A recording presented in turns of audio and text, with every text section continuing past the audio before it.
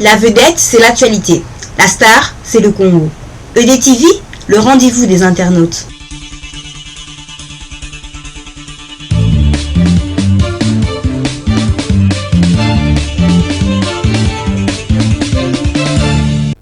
Dans le cadre du séminaire international Paix, Justice et Développement en République démocratique du Congo, bilan et perspective, EDTV a pu retirer les idées essentielles suivantes.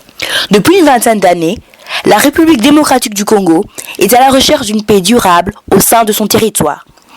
Depuis le début des conflits dans les années 90, au moins 250 000 femmes ont subi des violences sexuelles, 30 000 enfants sont devenus des enfants soldats, et plus de 2,5 millions de personnes, en majorité les femmes et les enfants, sont des déplacés internes. Plus de 80 sociétés multinationales ont participé à l'exploitation illégale des ressources naturelles. En effet, pendant plus de 15 ans, le commerce de l'étain, du tantal, du tungstène et de l'or a alimenté un violent conflit à l'est de la RDC et a contribué à appauvrir la population, pendant que les rebelles et les membres de l'armée nationale s'enrichissent en millions de dollars.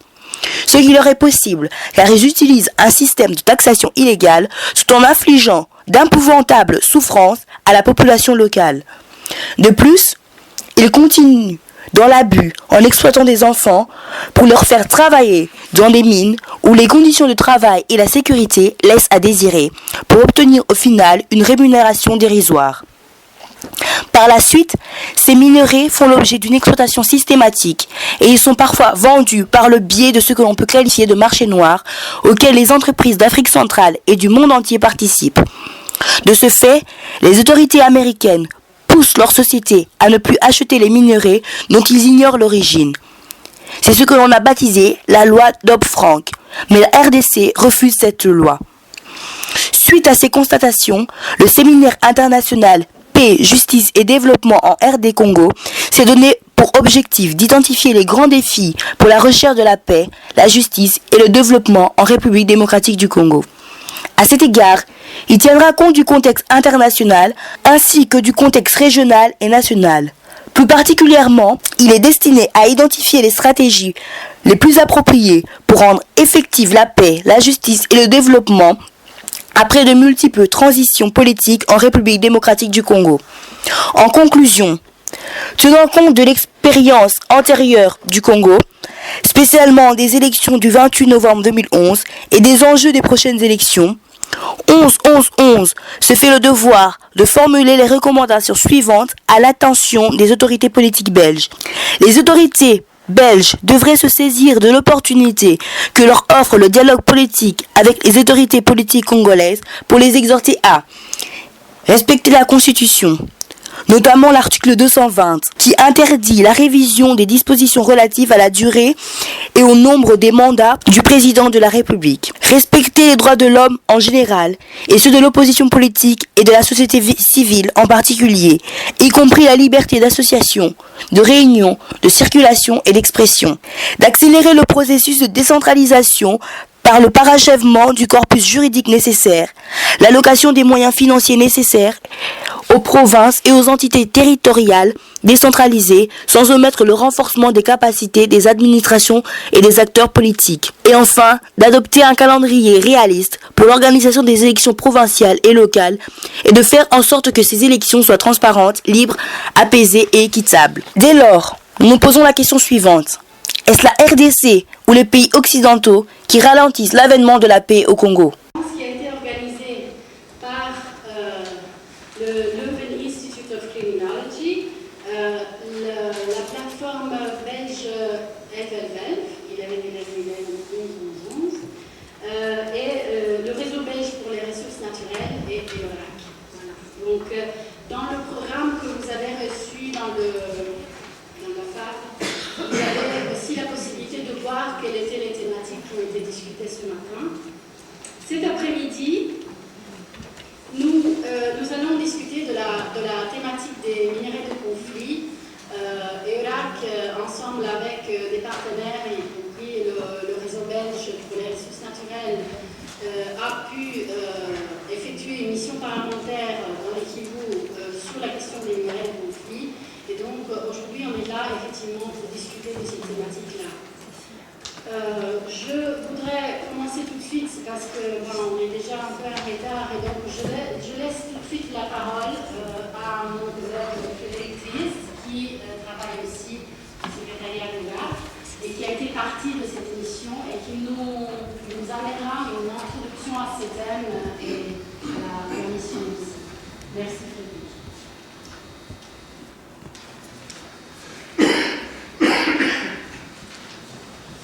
Voilà, bonjour à tous, mon nom est Frédéric Triest.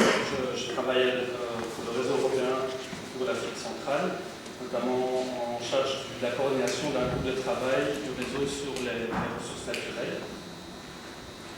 Alors ma présentation d'aujourd'hui, donc j'ai une vingtaine de minutes pour faire une brève introduction thématique sur la question du lien entre les ressources naturelles et les conflits. Donc, je vais aborder cette question en 3 points. D'abord donner des éléments de contextualisation, en abordant la question de qu'est-ce que ce lien entre les ressources et les conflits en RDC, de quelles ressources naturelles est-ce qu'on parle, quels types d'acteurs sont concernés, et un rapide passage en revue des initiatives qui concernent la RDC sur cette question.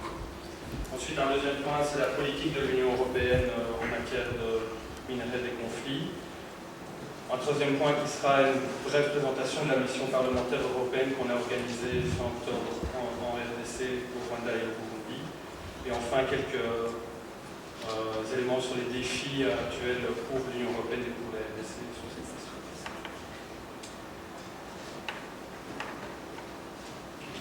Voilà, alors la première chose, c'est de vous donner quelques éléments d'éclaircissement sur les liens entre les ressources naturelles et les conflits. Vous savez qu'on parle de plus en plus souvent de malédiction des ressources naturelles. C'est un terme qui est même devenu d'usage courant. Le commentaire ici est que la question du conflit est un des éléments de cette malédiction des ressources. Mais l'expression renvoie plus généralement au paradoxe entre la richesse en ressources naturelles et la pauvreté dans les pays producteurs de ces ressources. Donc, plus généralement, le terme malédiction des ressources naturelles renvoie à des enjeux de modèle de développement et d'instauration de la démocratie dans ces pays. La malédiction, elle renvoie évidemment aux questions de paix et de sécurité, mais également sur la question de préservation de l'environnement, d'accaparement des terres, de sécurité et de souveraineté alimentaire, de corruption, de répression des mouvements sociaux et encore d'autres impacts négatifs. Alors, on parle aussi, très souvent, comme autre expression d'usage courant, des minerais du conflit.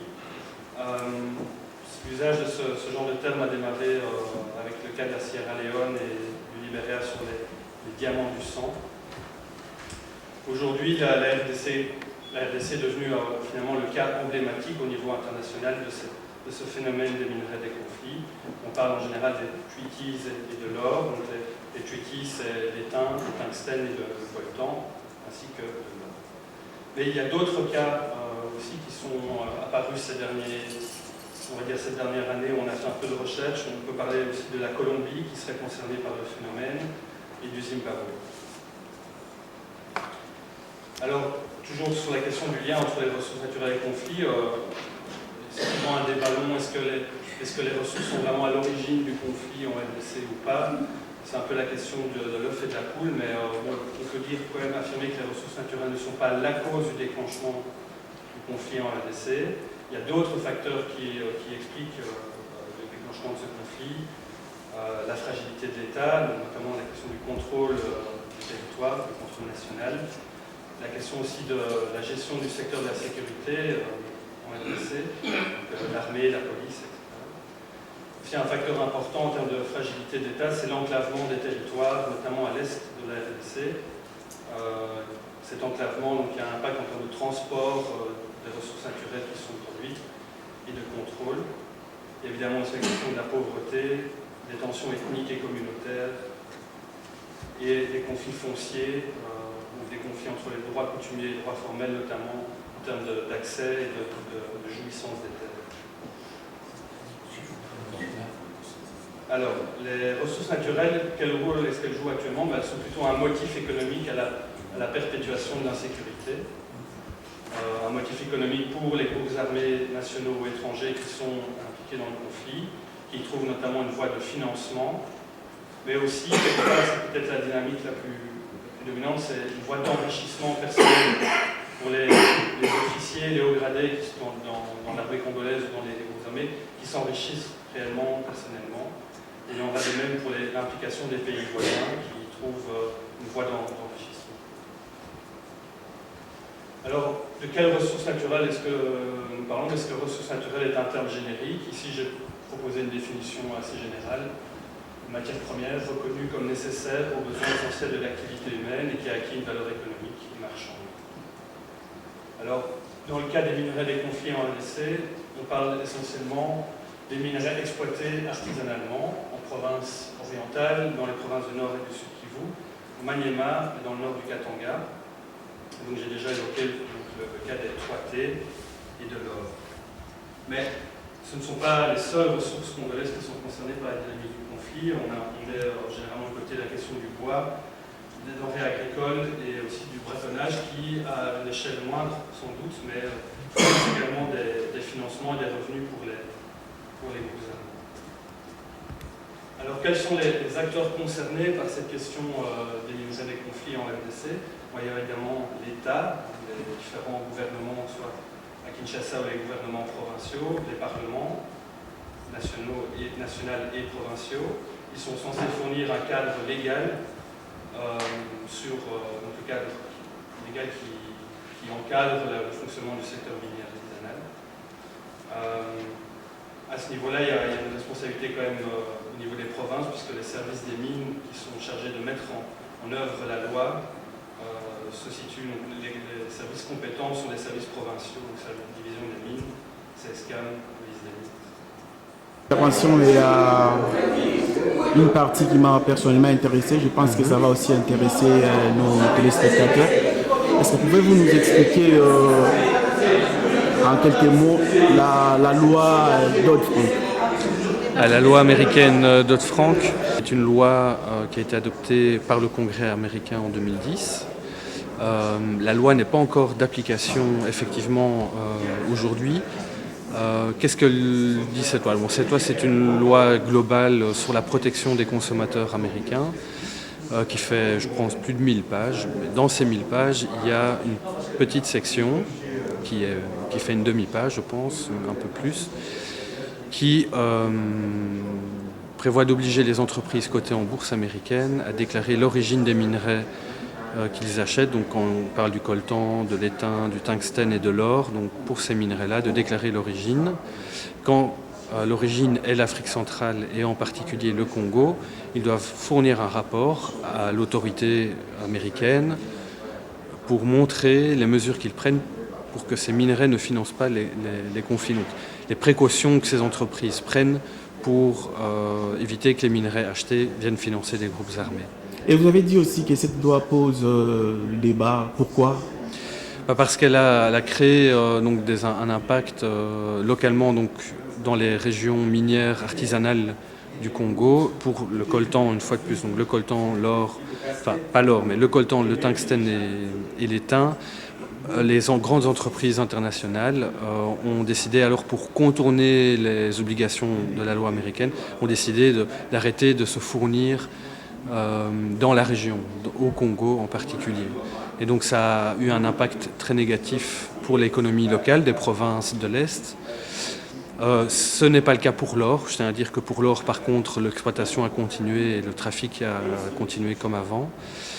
Mais donc il y a eu un impact négatif au niveau économique. Et sur la sécurité, donc le financement des groupes armés en tant que tel, l'impact ça a diminué les revenus des groupes armés, mais ça n'a pas arrêté le conflit et l'insécurité partout. Et donc, bon, je répète, la loi n'est pas encore vraiment d'application pour le moment. C'est juste l'embargo et la polémique vient de la réaction du secteur privé, des grandes entreprises de l'électronique, qui ont décidé alors de contourner la loi. Est-ce que vous avez pu discuter ou partager avec les autorités congolaises sur cette loi? Oui, alors on revient d'une mission au Parlement, d'une mission parlementaire européenne en RDC, donc de fin octobre. On est parti au nord et au sud Kivu. On a pu rencontrer un parlementaire de l'Assemblée nationale qui est venu nous rencontrer à Goma. On a pu rencontrer aussi les représentants des gouvernements provinciaux, les ministres des Mines notamment. Donc dans l'ensemble, les acteurs institutionnels au Congo reconnaissent l'intérêt de la loi américaine et l'objectif est le bon. Essayer de remettre de l'ordre dans l'exploitation artisanale, de mettre en œuvre de la certification des sites, de la traçabilité des minerais, que les entreprises étrangères aussi fassent leur vérification.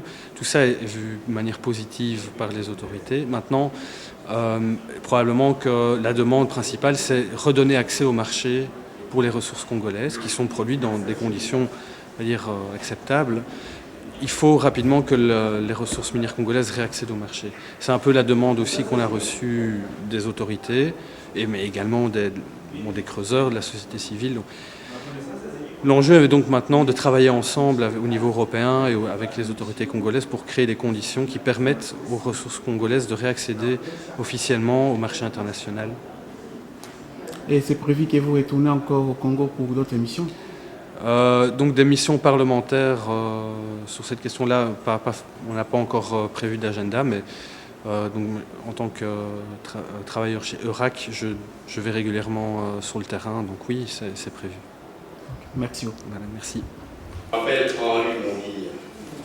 Je travaille pour la conférence épiscopale nationale du Congo, qui depuis 2007 a créé une commission pour les ressources naturelles.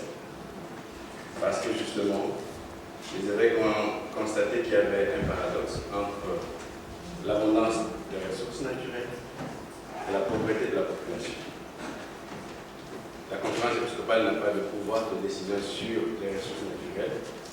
Elle ne peut que faire un plaidoyer. C'est pour cela qu'elle a créé une commission. Alors, s'il faut parler des alternatives de la société civile, je vais partir et dire un mot sur la dernière mission de parlementaire.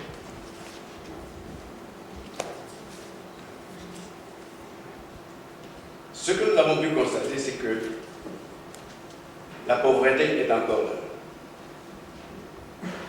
Dans le territoire de Walikale, où il y a une exploitation de la cassitérite, généralement dans le site de Bissier, qui est un site très connu, de 2008 à 2012, il est sorti du territoire de Walikale près de 22 000 tonnes de cuivre.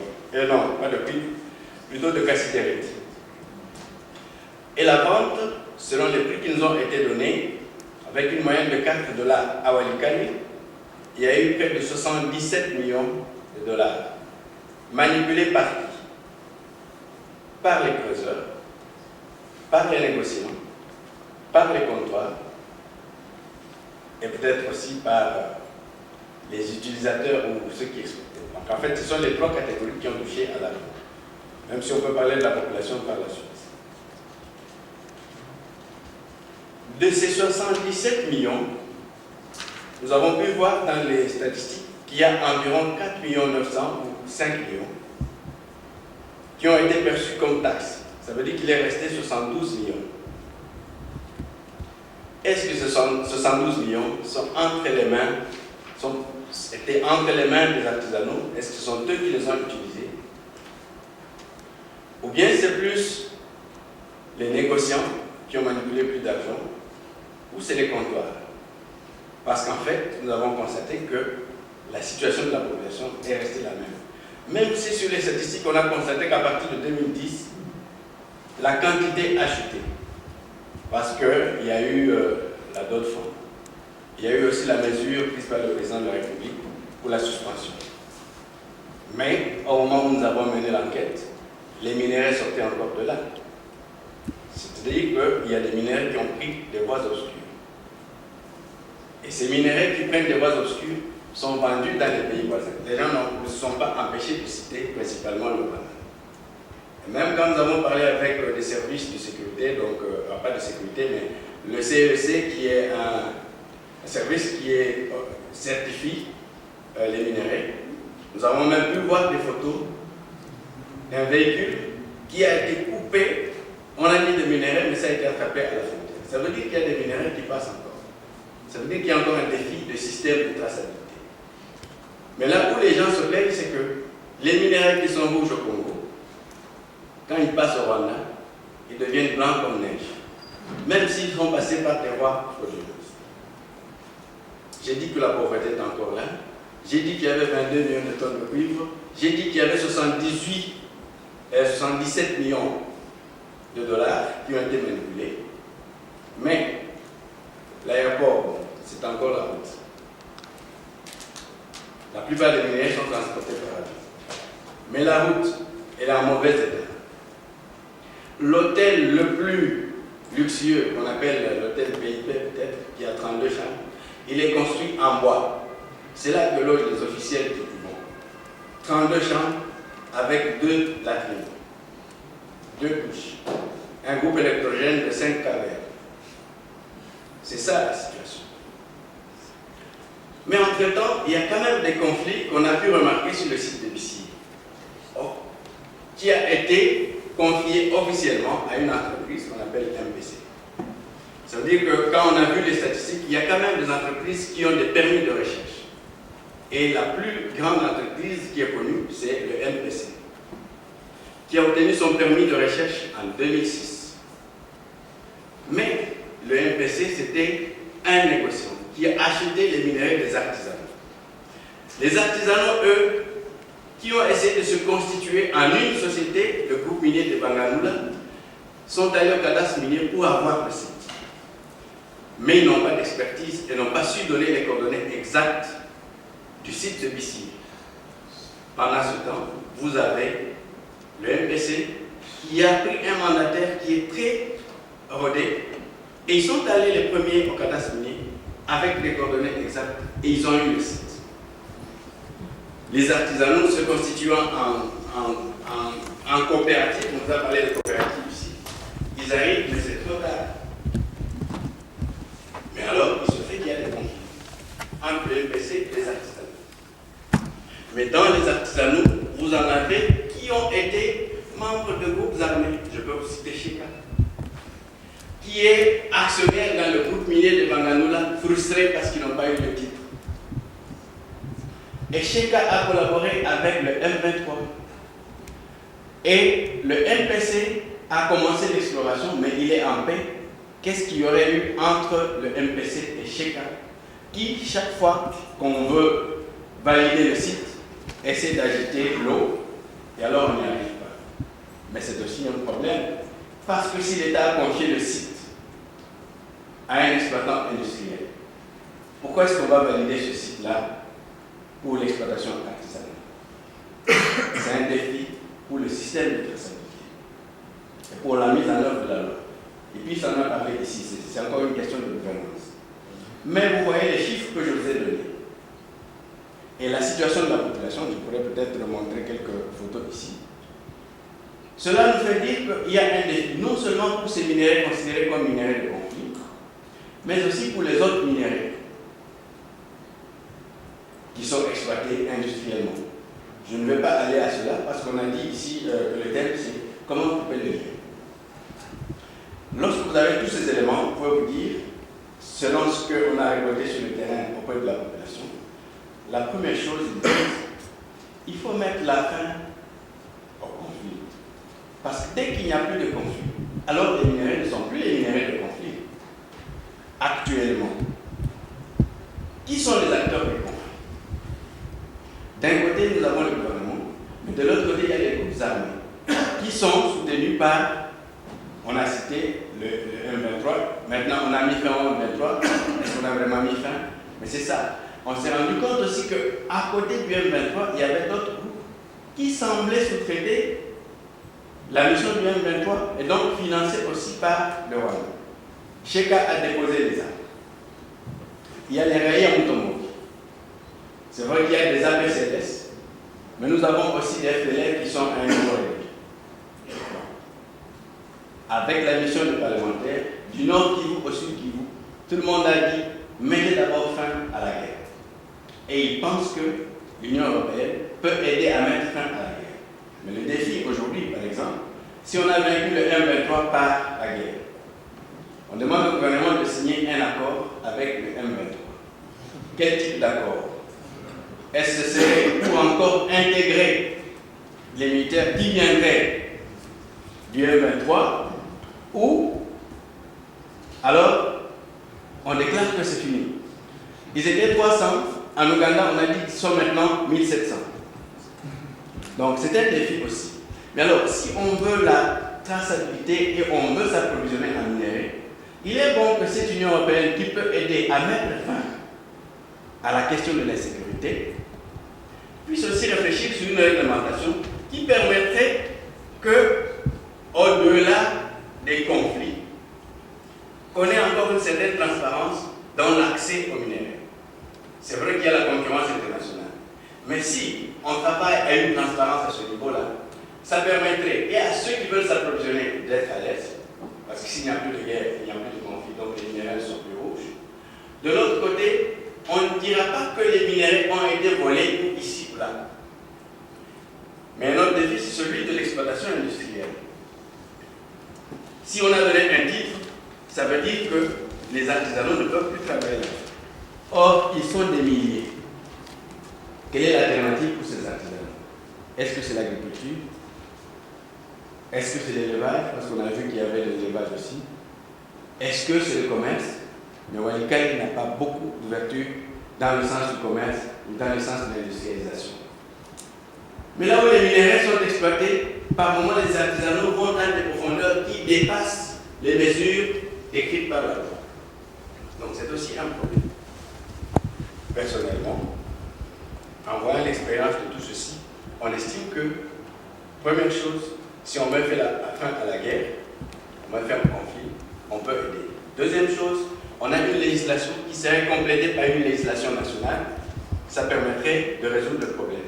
Au niveau national, la société civile vient d'être dans un atelier tripartite où il y a les exploitants miniers, le gouvernement et la société civile pour discuter de la révision du code minier. Ça, ce sont des propositions de la société civile.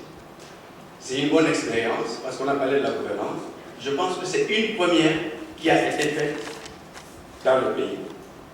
On a discuté sur une loi aussi importante à ce niveau-là. Nous avons travaillé aussi sur la question de la loi sur les hydrocarbures. Parce que la zone où on exploite les minéraux, j'ai vu ici quand il s'est présenté, c'est à partir de la province orientale jusqu'au sud Kivu, je pense. Mais au nord Kivu, où vous avez par exemple dans le territoire de Massissi, le site de Robaya, que nous avons visité avec les parlementaires. Ce n'est pas très loin du parc de Virunga, où il y a une volonté d'exploiter le pétrole. Là aussi, si on a une législation qui peut permettre de clarifier les choses, ça peut permettre de savoir si on garde le parc tel quel ou si on exploite. Mais si on est dans cette logique, il faut savoir aussi quelles sont les alternatives pour un gouvernement d'un pays qui se sent menacé dans son existence. Donc, pour la société civile, l'action d'un côté, en ce qui concerne les minéraux des conflits, la première proposition, c'est de mettre fin à la guerre et au conflit. Deuxième proposition, c'est d'encourager le dialogue au niveau de la région, parce que les initiatives, par exemple la CIRGEL, sont mises en mal par la sincérité des gouvernants dans la région. Si le Congo avance avec des initiatives, vous n'allez pas avoir la même volonté au Rwanda ou au Congo. Bon, est-ce que ça les intéresse de pouvoir avancer dans ce sens, tant qu'ils en bénéficient? C'est aussi un autre problème. J'ai dit mettre fin à la guerre, j'ai dit les lois, et les lois nous y travaillons aussi. Ça veut dire qu'on pourrait être en collaboration entre ici et au Congo. Cette synergie peut permettre de faire avancer. Vous allez vous rendre compte aussi que la population est ignorante des lois. Même beaucoup de personnes qui travaillent sur l'administration sont ignorantes des lois. Ce qui signifie qu'il y a encore un défi de travailler à l'éducation de la population pour chasser l'ignorance. Quant à l'exploitation industrielle et artisanale, puisqu'il faut une valeur ajoutée des minéraux qui sortent bruts, une autre alternative, c'est d'installer des unités de transformation près des puits. On réduirait ainsi la distance entre le puits et le point de traitement. Et même alors, ce sera plus facile de contrôler l'origine de ces minéraux. C'est vrai que beaucoup disent qu'il n'y a pas de sécurité, il n'y a pas d'électricité. Mais si on stabilise le gouvernement, si on stabilise pas le gouvernement, mais si on stabilise la gouvernance, et si on met l'autorité de l'État à travers tout le pays, il est possible de créer des alternatives pour l'électricité. Il est possible de sécuriser les entités qui se placeraient sur place, donc au niveau des entreprises.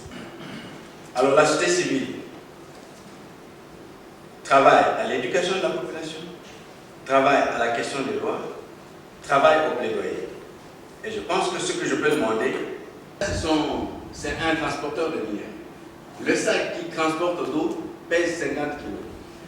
Il vient de ce sac, donc il a pris ce sac à Bissier, il doit l'amener à Walikale en passant par Lingala, c'est plus de 120 km. Pendant combien de temps ce transporteur peut faire ce travail? 50 kg. Pendant une semaine, il peut faire 2 courses. Mais pendant un mois, il en fait combien? Pendant un an, il en fait combien? Pendant 5 ans, il en sort combien? Là, c'est le territoire de Walikale. Ce bâtiment a été construit du temps de la colonisation. C'est très petit. Là, c'est la cité de Walikale. Voilà le bâtiment tel qu'il se présente. Là, c'est la carte des groupements. Ça, c'est le territoire de Walikale. On a Bissier presque au milieu, là. C'est où ça s'exploite. Là, c'est la seule banque, on peut dire, c'est la Copec qui est là-bas à Walikale. Est-ce que les 77 millions sont passés par là? Là, c'est l'entreprise de communication RTL. C'est ce qu'on a comme activité économique pour la population. Là, ce sont les exploitants d'or dans la rivière Osso. On a parlé de l'or ici. Des gens qui quittent la filière de l'étain pour aller dans l'or. Ça, c'est une exploitation semi-industrielle. Mais nous n'avons pas trouvé des statistiques sur cet or. Ça, c'est le marché que vous pouvez voir. Là, c'est une école. Et là, c'est l'hôpital général de Walikale. Là, c'est un hôpital construit par la Caritas, non pas par l'argent des minéraux.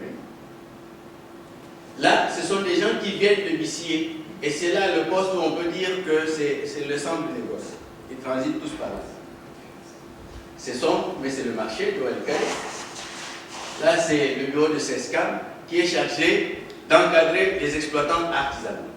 On a dit les conditions dans lesquelles travaillent ces personnes. Est-ce que ça peut marcher comme ça? C'est vrai qu'il y a le programme Promine qui essaie d'aider. J'espère qu'ils vont aider comme il faut. Ce sont les artisanaux qui viennent avec leurs sacs. Et là, c'est la cassetérite. Là, ce sont les mêmes sacs.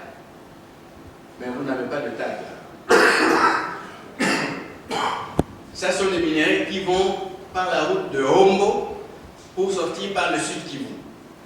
Nous sommes passés par Bukavu, nous n'avons pas eu les statistiques de ces minéraux. Donc, ils traversent au milieu en passant par l'île 18 pour aller vers le Rwanda. Ils sont en rouge, c'est que vous les voyez, mais dès qu'ils traversent, ils sont bleus. Ça, c'est l'aéroport de Walikale. C'est sur la route. Donc, vous pouvez voir, c'est en pleine cité. Take-off, 1250 mètres. Là, c'est l'avion, donc ça se trouve dans l'avion. C'est comme ça que je suis transporté. Voilà, j'ai mis un peu. Merci.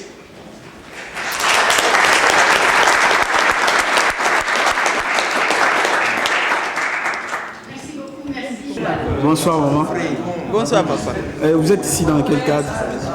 Je suis ici dans le cadre de la société civile, enfin, que je représente le Forum interrégional des femmes congolaises. Et donc nous essayons d'être là où le débat sur le Congo se tient, parce que nous représentons nos sœurs du pays pour pouvoir porter leur plaidoyer dans les débats qui se font autour de la situation du Congo et de la population congolaise. Qu'est-ce que vous avez retenu de... Il y a eu beaucoup d'interventions intéressantes. Ce que je peux retenir, c'est que le travail de réflexion doit continuer, qu'on voit qu'il y a encore beaucoup de défis à lever, mais que ces défis ne seront pas levés si la femme n'est pas associée. Je regrette qu'il n'y avait pas beaucoup de femmes, notamment des femmes congolaises, dans cette enceinte. Or, je dois observer et souligner que c'est avec les femmes que les choses peuvent changer.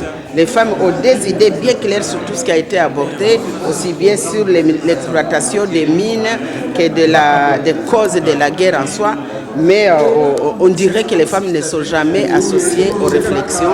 Et c'est pour ça que je suis ici, pour qu'au moins je puisse porter la voix de notre association, le Forum interrégional des femmes congolaises, qui travaille beaucoup dans la réflexion sur toutes les questions qui ont été abordées. Un message à justement ces femmes-là qui ne sont pas venues ici, qui vont vous suivre en ce moment. Je pense qu'elles ne sont pas venues parce que les charges de la vie de tous les jours est très forte. Mais je leur dis que nous devons continuer notre démarche vers la réflexion qui doit amener les changements pour le Congo, un changement positif. Nous, les femmes, nous sommes partie prenante et nous ferons tout pour montrer aux hommes qu'ils ont peut-être été faibles pour rendre le Congo solide, mais nous allons essayer de nous jeter dans la bataille pour solidifier le Congo. Et pensez-vous que la femme congolaise est capable aujourd'hui de diriger ce pays? Absolument, absolument. Plus que capable. Plus que capable, et j'invite toutes les femmes congolaises et les hommes congolais, nous sommes prêtes. Votez pour nous, vous les hommes, vous nos maris, vous nos enfants, vous nos papas. Et vous, mesdames, s'il vous plaît, petites ou grandes, faibles ou fortes, votez pour les femmes congolaises. Nous allons faire la différence du développement pour le Congo. Merci. La vedette, c'est l'actualité. La star, c'est le Congo. EDTV, le rendez-vous des internautes.